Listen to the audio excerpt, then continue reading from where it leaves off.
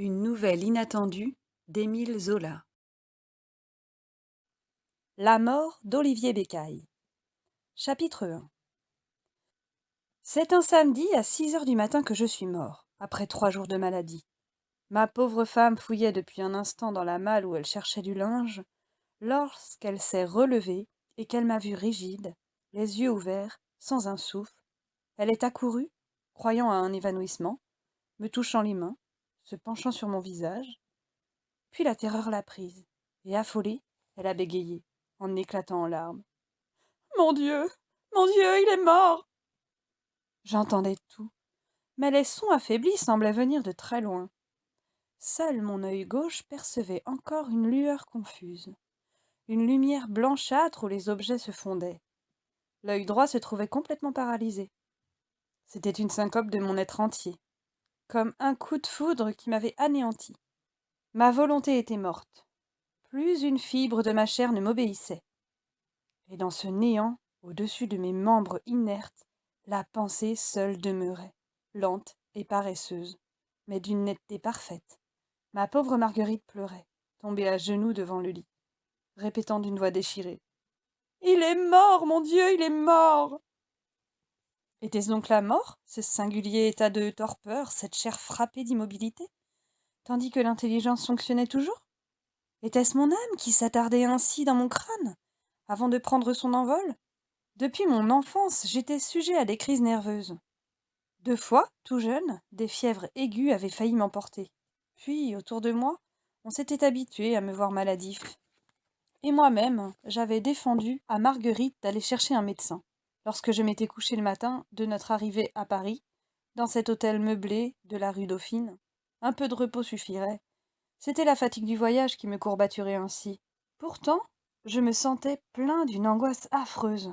Nous avions quitté brusquement notre province, très pauvre, ayant à peine de quoi attendre les appointements de mon premier mois, dans l'administration où je m'étais assuré une place. Et voilà qu'une crise subite m'emportait. Était-ce bien la mort? Je m'étais imaginé une nuit plus noire, un silence plus lourd. Tout petit, j'avais déjà peur de mourir. Comme j'étais débile et que les gens me caressaient avec compassion, je pensais constamment que je ne vivrais pas, qu'on m'enterrerait de bonne heure. Et cette pensée de la terre me causait une épouvante, à laquelle je ne pouvais m'habituer, bien qu'elle me hantât nuit et jour. En grandissant, j'avais gardé cette idée fixe. Parfois, après des journées de réflexion, je croyais avoir vaincu ma peur. Eh bien, on mourrait, c'était fini. Tout le monde mourrait un jour. Rien ne devait être plus commode ni meilleur. J'arrivais presque à être gai. Je regardais la mort en face. Puis un frisson brusque me glaçait, me rendait à mon vertige, comme si une main géante m'eût balancé au-dessus d'un gouffre noir. C'était la pensée de la terre qui revenait et emportait mes raisonnements. Que de fois, la nuit, je me suis réveillée en sursaut, ne sachant quel souffle avait passé sur mon sommeil, joignant les mains avec désespoir, balbutiant. Mon Dieu, il faut mourir. Une anxiété me serrait la poitrine. La nécessité de la mort me paraissait plus abominable, dans l'étourdissement du réveil. Je ne me rendormais qu'avec peine. Le sommeil m'inquiétait, tellement il ressemblait à la mort. Si j'allais dormir toujours, si je fermais les yeux pour ne pas les rouvrir jamais. J'ignore si d'autres ont souffert de ce tourment. Il a désolé ma vie. La mort s'est dressée entre moi et tout ce que j'ai aimé. Je me souviens des plus heureux instants que j'ai partagés avec Marguerite.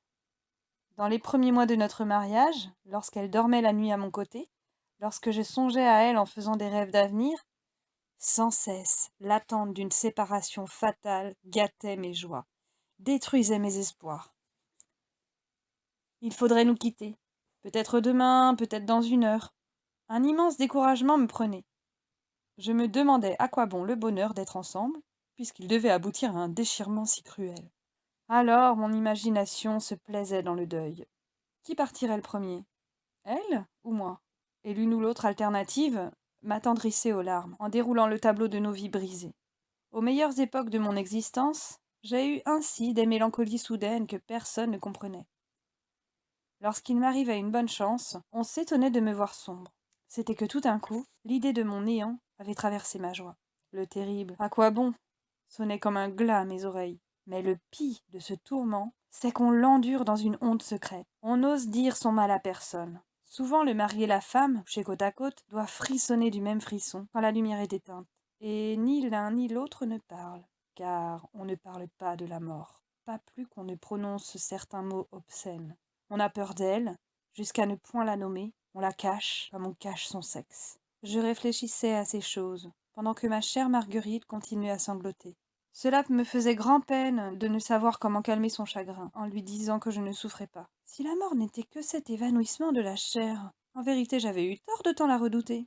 C'était un bien-être égoïste, un repos dans lequel j'oubliais mes soucis. Ma mémoire surtout avait pris une vivacité extraordinaire. Rapidement, mon existence entière passait devant moi, ainsi qu'un spectacle auquel je me sentais désormais étranger. Sensation étrange et curieuse qui m'amusait. On aurait dit une voix lointaine qui me racontait mon histoire. Il y avait un coin de campagne, près de Guérande, sur la route de Piriac, dont le souvenir me poursuivait. La route tourne, un petit bois de pin descend à la débandade, une pente rocheuse. Lorsque j'avais 7 ans, j'allais là avec mon père, dans une maison à demi écroulée, manger des crêpes chez les parents de Marguerite, des paludiers, qui vivaient déjà péniblement des salines voisines. Puis je me rappelais le collège de Nantes, où j'avais grandi, dans l'ennui des vieux murs, avec le continuel désir du large horizon de Guérande, les marais salants à perte de vue au bas de la ville, et la mer immense étalée sous le ciel. Là, un trou noir se creusait. Mon père mourait. J'entrais à l'administration de l'hôpital comme employé. Je commençais une vie monotone, ayant pour unique joie mes visites du dimanche à la vieille maison de la route de Piriac. Les choses y marchaient de mal en pis, car les salines ne rapportaient presque plus rien, et le pays tombait à une grande misère. Marguerite n'était encore qu'une enfant. Elle m'aimait parce que je la promenais dans une brouette. Mais plus tard, le matin où je la demandai en mariage, je compris à son geste effrayé qu'elle me trouvait affreux. Les parents me l'avaient donné tout de suite, ça les débarrassait. Elle, soumise, n'avait pas dit non. Quand elle se fut habituée à l'idée d'être ma femme, elle ne parut plus trop ennuyée. Le jour du mariage à Guérande, je me souviens qu'il pleuvait à torrents, et quand nous rentrâmes, elle dut se mettre en jupon car sa robe était trempée. Voilà toute ma jeunesse. Nous avons vécu quelque temps là-bas, puis un jour, en rentrant, je surpris ma femme pleurant à chaudes larmes. Elle s'ennuyait, elle voulait partir. Au bout de 6 mois, j'avais des économies, faites sou à sou, à l'aide de travaux supplémentaires. Et comme un ancien ami de la famille s'était occupé de me trouver une place à Paris, j'emmenai la chère enfant pour qu'elle ne pleurât plus. En chemin de fer, elle riait. La nuit, la banquette des 3e classes étant très dure, je la pris sur mes genoux afin qu'elle pût dormir mollement. C'était là le passé. Et à cette heure, je venais de mourir sur cette couche étroite d'hôtel meublé, tandis que ma femme, tombée à genoux sur le carreau, se lamentait. La tache blanche que percevait mon œil gauche pâlissait peu à peu. Mais je me rappelais très nettement la chambre. À gauche était la commode, à droite la cheminée, au milieu de laquelle une pendule détraquée, sans balancier, marquait 10 h 6 min. La fenêtre s'ouvrait sur la rue Dauphine, noire et profonde. Tout Paris passait là, et dans un tel vacarme que j'entendais les vitres trembler. Nous ne connaissions personne à Paris. Comme nous avions pressé notre départ, on ne m'attendait que le lundi suivant à mon administration. Depuis que j'avais dû prendre le lit, c'était une étrange sensation que cet emprisonnement dans cette chambre, où le voyage venait de nous jeter, encore effarés de 15 heures de chemin de fer, étourdis du tumulte des rues. Ma femme m'avait soignée avec douceur, souriante, mais je sentais combien elle était troublée. De temps à autre, elle s'approchait de la fenêtre, donnait un coup d'œil à la rue, puis revenait toute pâle, effrayée par ce grand Paris dont elle ne connaissait pas une pierre et qui grondait si terriblement. Et qu'allait-elle faire si je ne me réveillais plus? Qu'allait-elle devenir dans cette ville immense, seule, sans un soutien, ignorante de tout? Marguerite avait pris une de mes mains qui pendait, inerte, au bord du lit, et elle la baisait, et elle répétait follement: Olivier, réponds-moi, mon Dieu, il est mort, il est mort. La mort n'était donc pas le néant, puisque j'entendais et je raisonnais. Seul le néant m'avait terrifiée depuis mon enfance.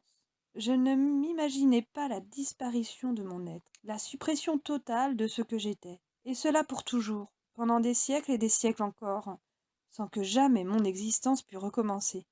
Je frissonnais parfois, lorsque je trouvais dans un journal une date future du siècle prochain. Je ne vivrai certainement plus à cette date, et cette année d'un avenir que je ne verrai pas, ou je ne serai pas, m'emplissait d'angoisse. N'étais-je pas le monde? Et tout ne croulerait-il pas lorsque je m'en irais? Rêver de la vie dans la mort, tel avait toujours été mon espoir. Mais ce n'était pas la mort sans doute. J'allais certainement me réveiller tout à l'heure. Oui, tout à l'heure je me pencherai, et je saisirai Marguerite entre mes bras pour sécher ses larmes. Quelle joie de nous retrouver! Et comme nous nous aimerions davantage! Je prendrai encore 2 jours de repos, puis j'irai à mon administration. Une vie nouvelle commencerait pour nous, plus heureuse, plus large. Seulement, je n'avais pas de hâte. Tout à l'heure, j'étais trop accablée. Marguerite avait tort de se désespérer ainsi, car je ne me sentais pas la force de tourner la tête sur l'oreiller pour lui sourire. Tout à l'heure, lorsqu'elle dirait de nouveau il est mort, mon Dieu, il est mort, je l'embrasserai, je murmurerai très bas afin de ne pas l'effrayer. Mais non, cher enfant, je dormais. Tu vois bien que je vis et que je t'aime.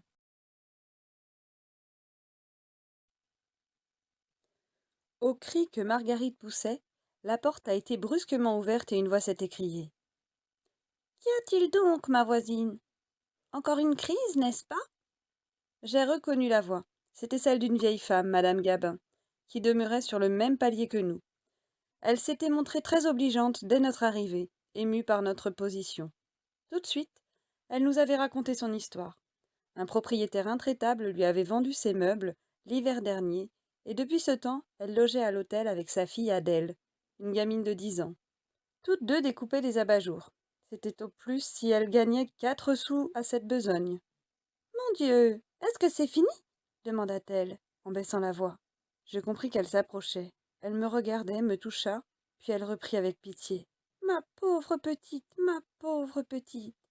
Marguerite, épuisée, avait des sanglots d'enfant. Madame Gabin la souleva, l'assit dans le fauteuil boiteux qui se trouvait près de la cheminée, et là, elle tâcha de la consoler. Vrai, vous allez vous faire du mal.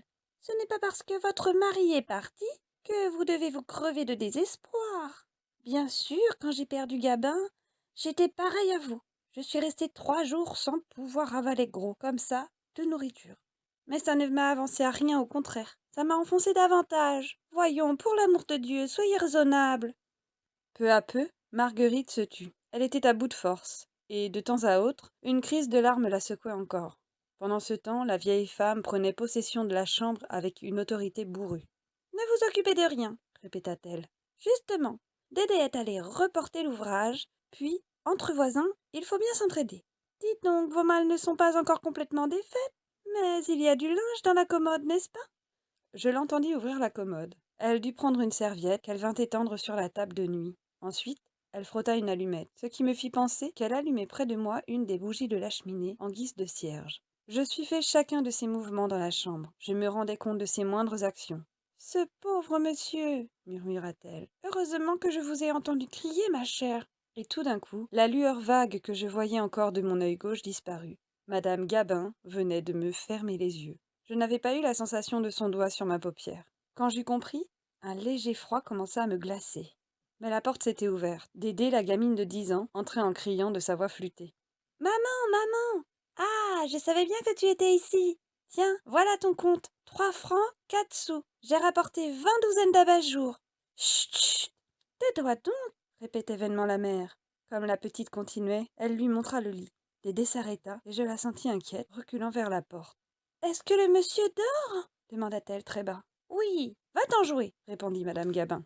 Mais l'enfant ne s'en allait pas. Elle devait me regarder avec des yeux agrandis, effarés et comprenant vaguement. Brusquement, elle parut prise d'une peur folle. Elle se sauva en culbutant une chaise. Il est mort! Oh, maman, il est mort! Un profond silence régna. Marguerite, accablée dans le fauteuil, ne pleurait plus. Madame Gabin rôdait toujours par la chambre. Elle se remit à parler entre ses dents. Les enfants savent tout, au jour d'aujourd'hui. Voyez celle-là. Dieu sait si je l'élève bien. Lorsqu'elle va faire une commission ou que je l'envoie reporter l'ouvrage, je calcule les minutes pour être sûre qu'elle ne galopine pas. Ça ne fait rien, elle sait tout. Elle a vu d'un coup d'œil ce qu'il en était. Pourtant, on ne lui a jamais montré qu'un mort, son oncle François. Et à cette époque, elle n'avait que 4 ans. Enfin, il n'y a plus d'enfants, que voulez-vous? Elle s'interrompit. Elle passa sans transition à un autre sujet. Dites donc, ma petite, il faut songer aux formalités, la déclaration à la mairie, puis tous les détails du convoi. Vous n'êtes pas en état de vous occuper de ça. Moi, je ne veux pas vous laisser seule, hein? Si vous le permettez, je vais voir avec monsieur Simoneau. Marguerite ne répondit pas. J'assistais à toutes ces scènes comme de très loin. Il me semblait par moments que je volais, ainsi qu'une flamme subtile, dans l'air de la chambre, tandis qu'un étranger, une masse informe, reposait inerte sur le lit. Cependant, j'aurais voulu que Marguerite refusât les services de ce Simoneau. Je l'avais aperçu 3 ou 4 fois durant ma courte maladie. Il habitait une chambre voisine et se montrait très serviable. Madame Gabin nous avait raconté qu'il se trouvait simplement de passage à Paris, où il venait recueillir d'anciennes créances de son père, retiré en province et mort dernièrement. C'était un grand garçon, très beau, très fort. Je le détestais peut-être parce qu'il se portait bien. La veille, il était encore entré et j'avais souffert de le voir assis près de Marguerite. Elle était si jolie, si blanche à côté de lui, et il l'avait regardée si profondément pendant qu'elle lui souriait, en disant qu'il était bien bon de venir ainsi prendre de mes nouvelles. « Voici monsieur Simoneau !» murmura madame Gabin, qui rentrait. Il poussa doucement la porte, et dès qu'elle l'aperçut, Marguerite, de nouveau, éclata en larmes. La présence de cet ami, du seul homme qu'elle connût, réveillait en elle sa douleur. Il n'essaya pas de la consoler. Je ne pouvais le voir, mais dans les ténèbres qui m'enveloppaient, j'évoquais sa figure et je le distinguais nettement, troublé, chagrin de trouver la pauvre femme dans un tel désespoir. Et qu'elle devait être belle pourtant, avec ses cheveux blonds dénoués, sa face pâle, ses chères petites mains d'enfant brûlantes de fièvre. « Je me mets à votre disposition, madame, murmura Simoneau, si vous voulez bien me charger de tout. » Elle ne lui répondit que par des paroles entrecoupées. Mais, comme le jeune homme se retirait, madame Gabin l'accompagna et je l'entendis qui parlait d'argent en passant près de moi. Cela coûtait toujours très cher. Elle craignait bien que la pauvre petite n'eût pas un sou. En tout cas, on pouvait la questionner. Simoneau fit taire la vieille femme. Il ne voulait pas qu'on tourmentât Marguerite. Il allait passer à la mairie et commander le convoi. Quand le silence recommença, je me demandais si ce cauchemar durerait longtemps ainsi.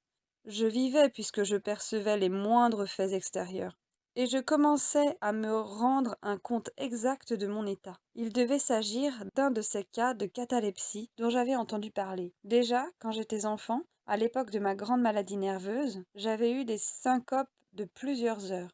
Évidemment, c'était une crise de cette nature qui me tenait rigide, comme mort, et qui trompait tout le monde autour de moi.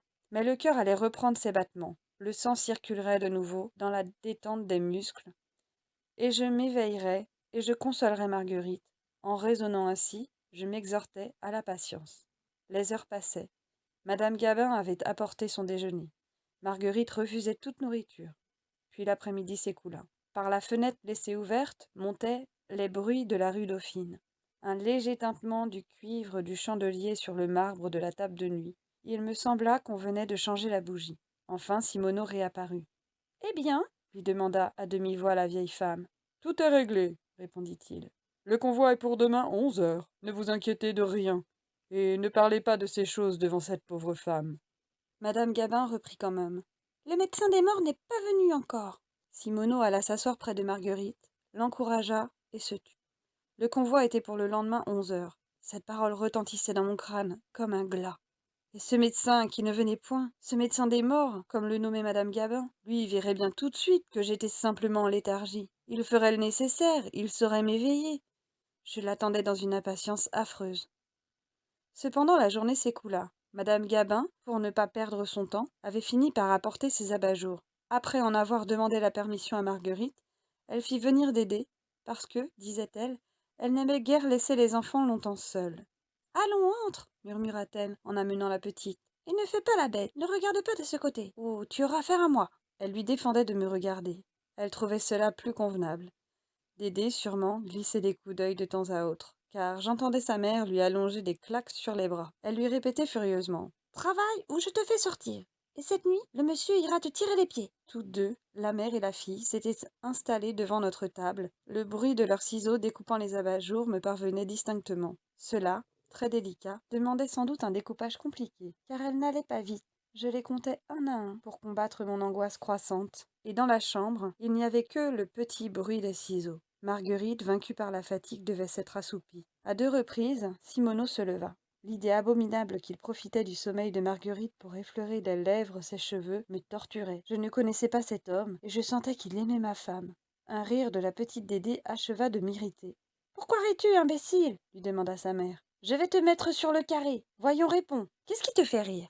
L'enfant balbutiait. Elle n'avait pas ri, elle avait toussé. Moi, Je m'imaginais qu'elle devait avoir vu Simoneau se pencher vers Marguerite et que cela lui paraissait drôle. La lampe était allumée lorsqu'on frappa. « Ah, voici le médecin !» dit la vieille femme. C'était le médecin en effet. Il ne s'excusa même pas de venir si tard. Sans doute, il avait eu bien des étages à monter dans la journée. Comme la lampe éclairait très faiblement la chambre, il demanda : « Le corps est ici ? » ?»« Oui, monsieur. » Marguerite s'était levée frissonnante. Madame Gabin avait mis Dédé sur le palier, parce qu'un enfant n'a pas besoin d'assister à ça.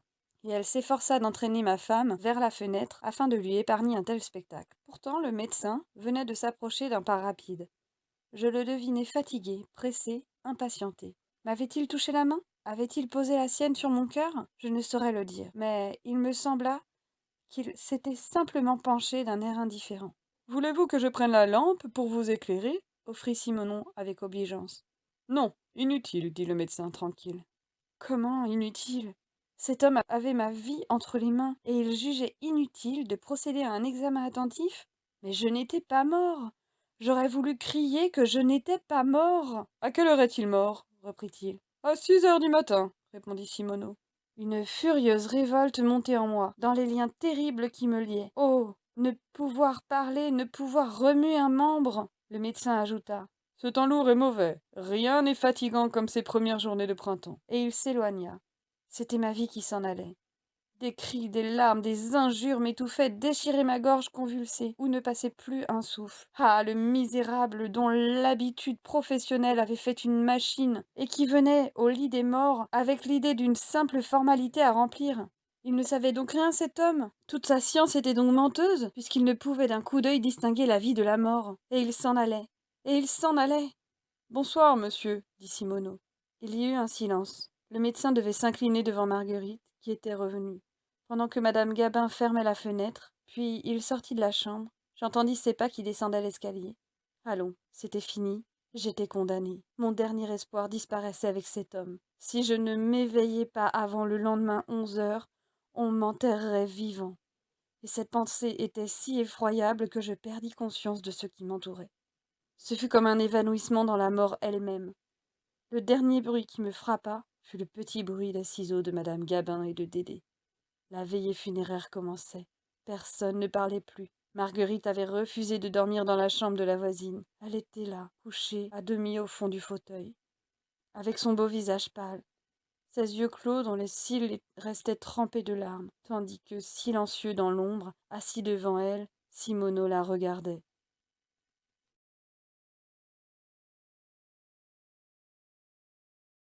Je ne puis dire quelle fut mon agonie pendant la matinée du lendemain. Cela m'est demeuré comme un rêve horrible, où mes sensations étaient si singulières, si troublées, qu'il me serait difficile de les noter exactement. Ce qui rendait ma torture affreuse, c'était que j'espérais toujours un brusque réveil. Et à mesure que l'heure du convoi approchait, l'épouvante m'étranglait davantage. Ce fut vers le matin seulement que j'eus de nouveau conscience des personnes et des choses qui m'entouraient. Un grincement de l'espagnolette me tira de ma somnolence. Madame Gabin avait ouvert la fenêtre. Il devait être environ 7 heures, car j'entendais des cris de marchands dans la rue, la voix grêle d'une gamine qui vendait du mouron, une autre voix enrouée criant des carottes. Ce réveil bruyant de Paris me calma d'abord. Il me sembla impossible qu'on m'enfouît dans la terre au milieu de toute cette vie. Un souvenir achevait de me rassurer.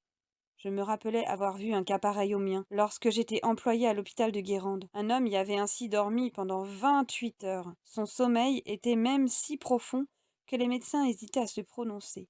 Puis cet homme s'était assis sur son séant, et il avait pu se lever tout de suite. Moi, il y avait déjà 25 heures que je dormais. Si je m'éveillais vers 10 heures, il serait temps encore. Je tâchais de me rendre compte des personnes qui se trouvaient dans la chambre, et de ce qu'on y faisait. La petite Dédé devait jouer sur le carré, car, la porte s'étant ouverte, un rire d'enfant vint du dehors. Sans doute Simoneau n'était plus là. Aucun bruit ne me révéla sa présence. Les savates de madame Gabin traînaient, seules, sur le carreau. On parla enfin. « Ma chère, dit la vieille, vous avez tort de ne pas vous en prendre pendant qu'il est chaud. Ça vous soutiendrait. » Elle s'adressait à Marguerite, et le léger égouttement du filtre sur la cheminée m'apprit qu'elle était en train de faire du café. « Ce n'est pas pour dire, continua-t-elle, mais j'avais besoin de ça. À mon âge, ça ne vaut rien de veiller. Et c'est si triste, la nuit, quand il y a du malheur dans une maison. Prenez donc du café, ma chère. Une larme seulement. » Et elle força Marguerite à en boire une tasse. Hein? C'est chaud, ça vous remet?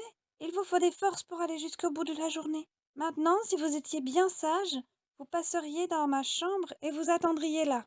Non, je veux rester, répondit Marguerite résolue. Sa voix, que je n'avais plus entendue depuis la veille, me toucha beaucoup. Elle était changée, brisée de douleur. Ah, chère femme, je la sentais près de moi comme une consolation dernière.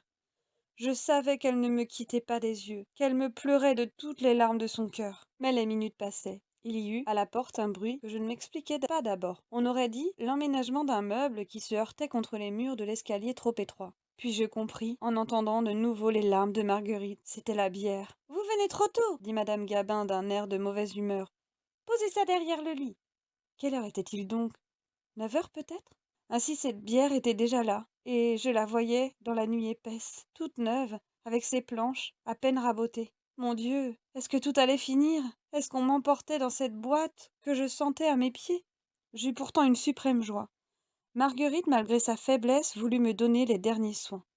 Ce fut elle qui, aidée de la vieille femme, m'habilla, avec une tendresse de sœur et d'épouse. Je sentais que j'étais une fois encore entre ses bras. À chaque vêtement qu'elle me passait, elle s'arrêtait, succombant sous l'émotion. Elle m'étreignait, elle me baignait de ses pleurs. J'aurais voulu pouvoir lui rendre son étreinte, en lui criant « Je vis !» Et je restais impuissant. Je devais m'abandonner comme une masse inerte. « Vous avez tort, tout ça est perdu !» répétait madame Gabin. Marguerite répondait de sa voix entrecoupée. Laissez-moi, je veux lui mettre ce que nous avons de plus beau. Je compris qu'elle m'habillait comme pour le jour de nos noces. J'avais encore ces vêtements, dont je comptais me servir à Paris que les grands jours. Puis elle retomba dans le fauteuil, épuisée par l'effort qu'elle venait de faire. Alors tout d'un coup, Simoneau parla. Sans doute il venait d'entrer. Ils sont en bas, murmura-t-il. Bon, ce n'est pas trop tôt, répondit madame Gabin, en baissant également la voix. Dites-leur de monter, il faut en finir. C'est que j'ai peur de décevoir cette pauvre femme. La vieille parut réfléchir. Elle reprit. Écoutez, monsieur Simoneau, vous allez l'emmener de force dans ma chambre. Je ne veux pas qu'elle reste ici. C'est un service à lui rendre. Pendant ce temps, en un tour de main, ce sera bâclé. Ces paroles me frappèrent au cœur. Et que devins-je lorsque j'entendis la lutte affreuse qui s'engagea? Simoneau s'était approché de Marguerite en la suppliant de ne pas demeurer dans la pièce. Par pitié, implorait-il. Venez avec moi, épargnez-vous une douleur inutile. Non, non, répétait ma femme. Je resterai, je veux rester jusqu'au dernier moment. Songez donc que je n'ai que lui au monde, et que lorsqu'il ne sera plus là, je serai seule. Cependant, près du lit, madame Gabin soufflait à l'oreille du jeune homme. Marchez donc, empoignez-la, emportez-la dans vos bras. Est-ce que Simoneau allait prendre Marguerite et l'emporter ainsi? Tout de suite elle cria. D'un élan furieux, je voulus me mettre debout, mais les ressorts de ma chair étaient brisés, et je restais si rigide que je ne pouvais même soulever les paupières pour voir ce qui se passait là, devant moi. La lutte se prolongeait. Ma femme s'accrochait au meuble en répétant Oh, de grâce, monsieur, lâchez-moi, je ne veux pas. Et il avait dû la saisir dans ses bras vigoureux, car elle ne poussait plus que des plaintes d'enfant. Il l'emporta, les sanglots se perdirent, et je m'imaginais les voir, lui grand et solide, l'emmenant sur sa poitrine, à son cou, et elle, éplorée et brisée, s'abandonnant, le suivant désormais partout où il voudrait la conduire. Fichtre, ça n'a pas été sans peine, murmura madame Gabin. Allons, houp, maintenant que le plancher est débarrassé. Dans la colère jalouse qui m'affolait, je regardais cet enlèvement comme un rapt abominable. Je ne voyais plus Marguerite depuis la veille, mais je l'entendais encore. Maintenant c'était fini. On venait de me la prendre. Un homme l'avait ravie, avant même que je fusse dans la terre. Et il était avec elle, derrière la cloison, seul à la consoler, à l'embrasser peut-être. La porte s'était ouverte de nouveau. Des pas lourds marchaient dans la pièce. Dépêchons, dépêchons, répétait madame Gabin. Cette petite dame n'aurait qu'à revenir. Elle parlait à des gens inconnus et qui ne lui répondaient que par des grognements. Moi, vous comprenez, je ne suis pas une parente. Je ne suis qu'une voisine. Je n'ai rien à gagner dans tout ça. C'est par pure bonté de cœur que je m'occupe de leurs affaires. Et ce n'est déjà pas si gai. Oui, oui, j'ai passé la nuit, même qu'il ne faisait guère chaud. Vers 4 heures. Enfin, j'ai toujours été bête. Je suis trop bonne. À ce moment, on tira la bière au milieu de la chambre, et je compris. Allons, j'étais condamnée, puisque le réveil ne venait pas. Mes idées perdaient de leur netteté. Tout roulait en moi dans une fumée noire, et j'éprouvais une telle lassitude que ce fut comme un soulagement de ne plus compter sur rien. On n'a pas épargné le bois, dit la voix enrouée d'un croque-mort. La boîte est trop longue. Eh bien, il y sera à l'aise. ajouta un autre en s'égayant.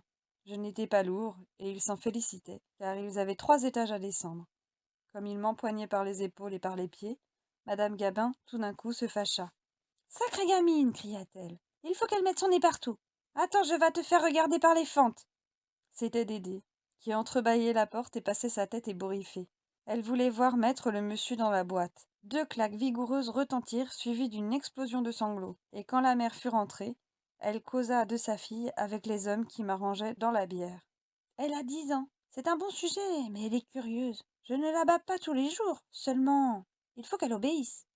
Oh, vous savez, dit un des hommes, toutes les gamines sont comme ça. Lorsqu'il y a un mort quelque part, elles sont toujours à tourner autour.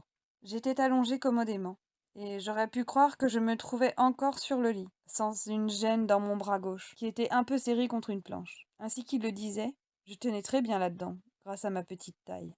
Attendez, s'écria madame Gabin. J'ai promis à sa femme de lui mettre un oreiller sous la tête. Mais les hommes étaient pressés. Ils fourrèrent l'oreiller en me brutalisant. Un d'eux cherchait partout le marteau, avec des jurons. On l'avait oublié en bas. Il fallut descendre. Le couvercle fut posé. Je ressentis un ébranlement dans tout mon corps, lorsque 2 coups de marteau enfoncèrent le premier clou. C'en était fait. J'avais vécu. Puis les clous entrèrent un à un, rapidement, tandis que le marteau sonnait en cadence. On aurait dit des emballeurs clouant une boîte de fruits secs, avec leur adresse insouciante. Dès lors, les bruits ne m'arrivèrent plus qu'assourdis et prolongés, résonnant d'une étrange manière, comme si le cercueil de sapin s'était transformé en une grande caisse d'harmonie. La dernière parole qui frappa mes oreilles, dans cette chambre de la rue Dauphine, ce fut cette phrase de madame Gabin. « Descendez doucement, et méfiez-vous de la rampe au second, elle ne tient plus. » On m'emportait, j'avais la sensation d'être roulée dans une mer houleuse. D'ailleurs, à partir de ce moment, mes souvenirs sont très vagues. Je me rappelle pourtant que l'unique préoccupation qui me tenait encore, préoccupation imbécile et comme machinale, était de me rendre compte de la route que nous prenions pour aller au cimetière. Je ne connaissais pas une rue de Paris. J'ignorais la position exacte des grands cimetières dont on avait parfois prononcé les noms devant moi.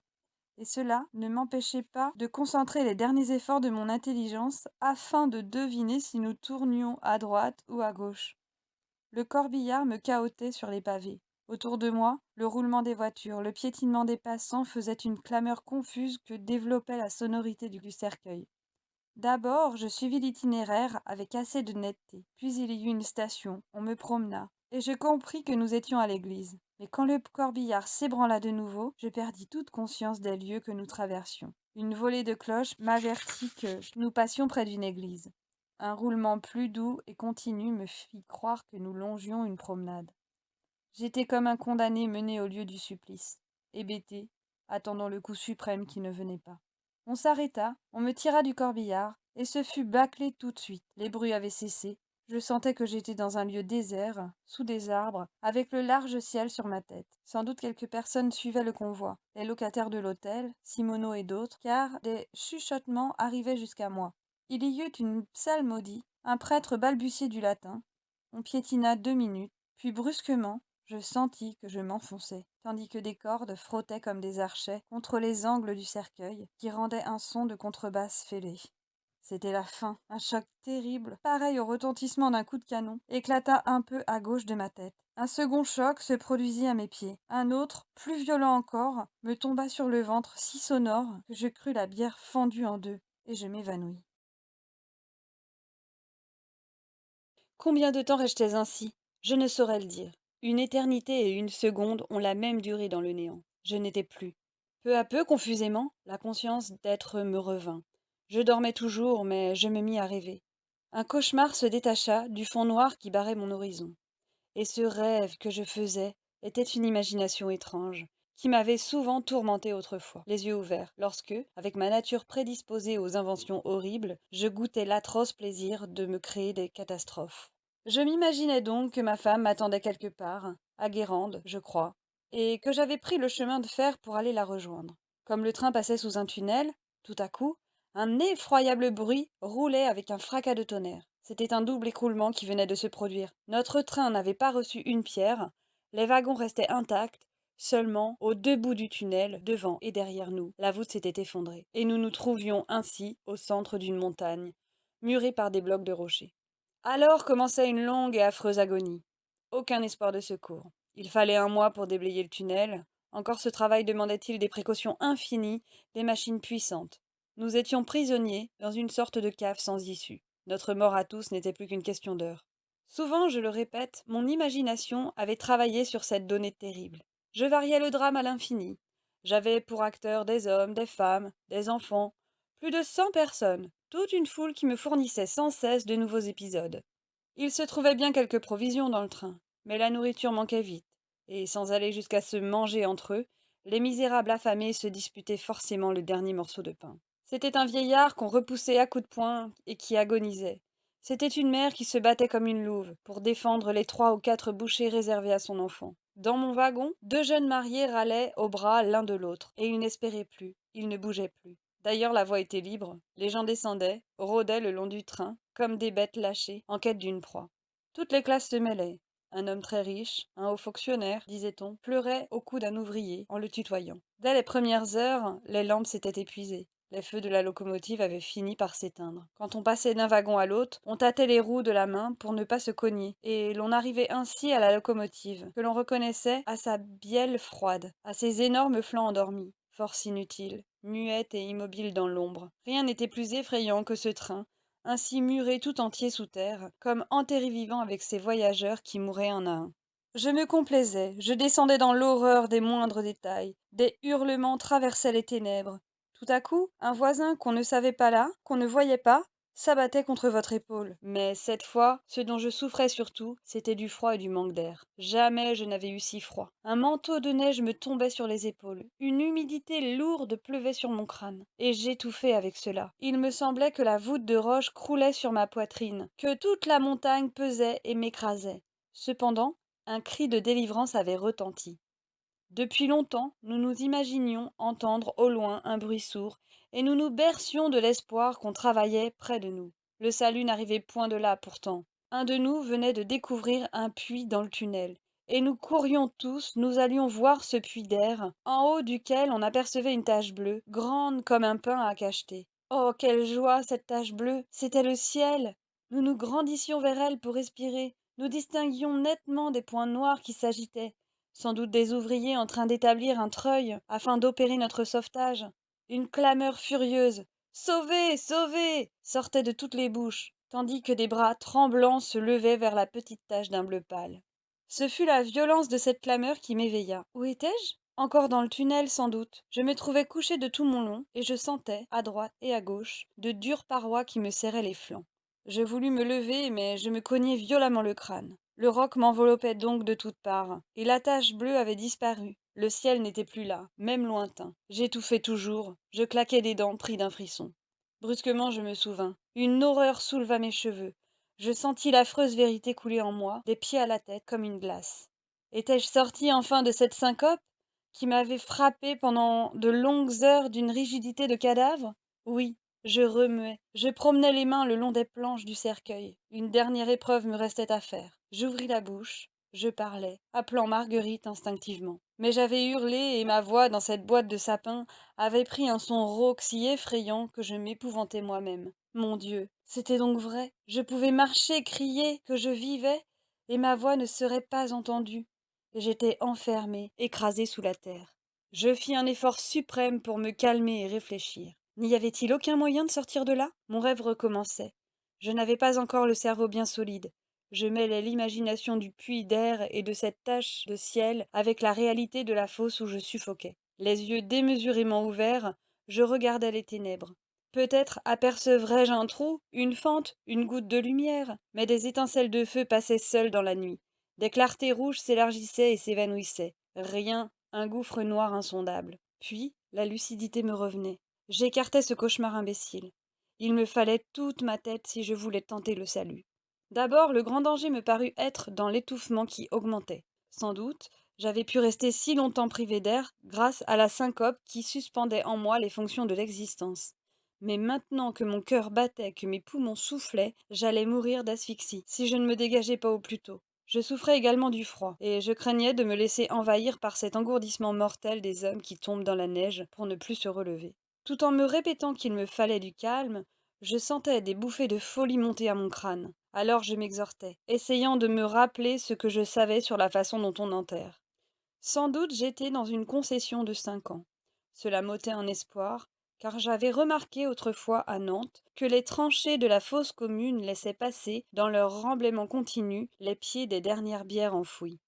Il m'aurait suffi alors de briser une planche pour m'échapper, tandis que, si je me trouvais dans un trou comblé entièrement, j'avais sur moi toute une couche épaisse de terre, qui allait être un terrible obstacle.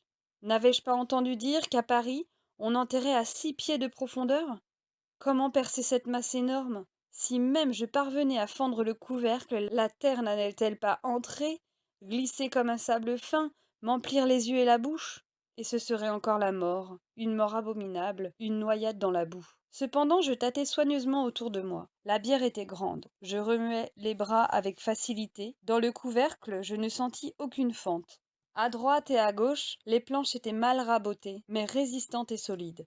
Je repliai mon bras le long de ma poitrine pour remonter vers la tête. Là, je découvris, dans la planche du bout, un nœud qui cédait légèrement sous la pression. Je travaillais avec la plus grande peine. Je finis par chasser le nœud, et de l'autre côté, en enfonçant le doigt, je reconnus la terre, une terre grasse, argileuse et mouillée. Mais cela ne m'avançait à rien. Je regrettais même d'avoir ôté ce nœud, comme si la terre avait pu entrer. Une autre expérience m'occupa un instant. Je tapai autour du cercueil, afin de savoir si par hasard il n'y aurait pas quelque vide, à droite ou à gauche. Partout, le son fut le même. Comme je donnais aussi de légers coups de pied, il me sembla pourtant que le son était plus clair au bout. Peut-être n'était-ce qu'un effet de la sonorité du bois. Alors je commençai par des poussées légères, les bras en avant avec les poings. Le bois résista. J'employai ensuite les genoux, marque-boutant sur les pieds et sur les reins. Il n'y eut pas un craquement. Je finis par donner toute ma force. Je poussai du corps entier si violemment que mes os meurtris criaient. Et ce fut à ce moment que je devins fou. Jusque-là j'avais résisté au vertige, au souffle de rage qui montait par instants en moi comme une fumée d'ivresse. Surtout, je réprimais les cris, car je comprenais que si je criais, j'étais perdu. Tout un coup, je me mis à crier, à hurler. C'était plus fort que moi. Les hurlements sortaient de ma gorge qui se dégonflait. J'appelais au secours d'une voix que je ne me connaissais pas, m'affolant davantage à chaque nouvel appel, criant que je ne voulais pas mourir. Et j'égratignais le bois avec mes ongles. Je me tordais dans les convulsions d'un loup enfermé. Combien de temps dura cette crise? Je l'ignore. Mais je sens encore l'implacable dureté du cercueil où je me débattais. J'entends encore la tempête de cris et de sanglots dont j'emplissais ces 4 planches. Dans une dernière lueur de raison, j'aurais voulu me retenir et je ne pouvais pas. Un grand accablement suivit. J'attendais la mort, au milieu d'une somnolence douloureuse. Ce cercueil était de pierre, jamais je ne parviendrais à le fendre, et cette certitude de ma défaite me laissant inerte, sans courage pour tenter un nouvel effort. Une autre souffrance, la faim, s'était jointe au froid et à l'asphyxie. Je défaillais. Bientôt ce supplice fut intolérable. Avec mon doigt, je tâchais d'attirer des pincées de terre par le nœud que j'avais enfoncé, et je mangeais cette terre, ce qui redoubla mon tourment. Je mordais mes bras, n'osant aller jusqu'au sang, tenté par ma propre chair, suçant ma peau à l'envie d'y enfoncer les dents. Ah, comme je désirais la mort à cette heure. Toute ma vie, j'avais tremblé devant le néant, et je le voulais, je le réclamais. Jamais il ne serait assez noir. Quel enfantillage que de redouter ce sommeil sans rêve, cette éternité de silence et de ténèbres. La mort n'était bonne que parce qu'elle supprimait l'être d'un coup pour toujours. Oh, dormir comme les pierres, rentrer dans l'argile, n'être plus. Mes mains tâtonnantes continuaient machinalement à se promener contre le bois. Soudain je me piquai au pouce gauche, et la légère douleur me tira de mon engourdissement. Qu'était-ce donc? Je cherchai de nouveau. Je reconnus un clou que les croque-morts avaient enfoncé de travers, et qui n'avait pas mordu dans le bord du cercueil. Il était très long, très pointu. La tête tenait dans le couvercle, mais je sentis qu'il remuait. À partir de cet instant, je n'eus plus qu'une idée, avoir ce clou. Je passai ma main droite sur mon ventre, je commençai à l'ébranler. Il ne cédait guère. C'était un gros travail. Je changeais souvent de main, car la main gauche, mal placée, se fatiguait vite. Tandis que je m'acharnais ainsi, tout un plan s'était développé dans ma tête. Ce clou devenait le salut. Il me le fallait quand même. Mais serait-il temps encore? La faim me torturait. Je dus m'arrêter en proie à un vertige qui me laissait les mains molles, l'esprit vacillant. J'avais sucé les gouttes qui coulaient de la piqûre de mon pouce. Alors, je me mordis le bras, je bus mon sang, éperonné par la douleur, ranimé par ce vin tiède et âcre qui mouillait ma bouche.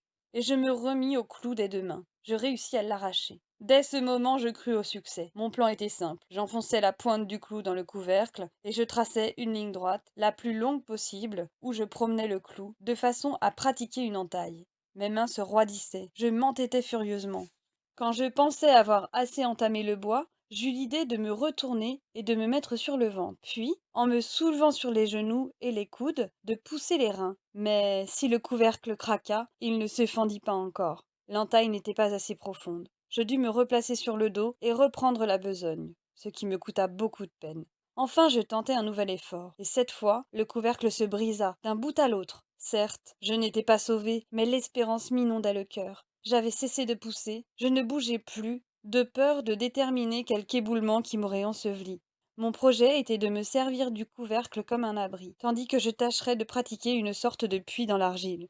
Malheureusement, ce travail présentait de grandes difficultés. Les mottes épaisses qui se détachaient embarrassaient les planches et je ne pouvais manœuvrer. Jamais je n'arriverais au sol. Déjà des éboulements partiels me pliaient l'échine et m'enfonçaient la face dans la terre. La peur me reprenait. Lorsqu'en m'allongeant pour trouver un point d'appui, je crus sentir que la planche qui fermait la bière au pied cédait sous la pression. Je tapai alors vigoureusement du talon, songeant qu'il pouvait y avoir à cet endroit une fosse qu'on était en train de creuser. Tout d'un coup, mes pieds enfoncèrent dans le vide. La prévision était juste. Une fosse nouvellement ouverte se trouvait là.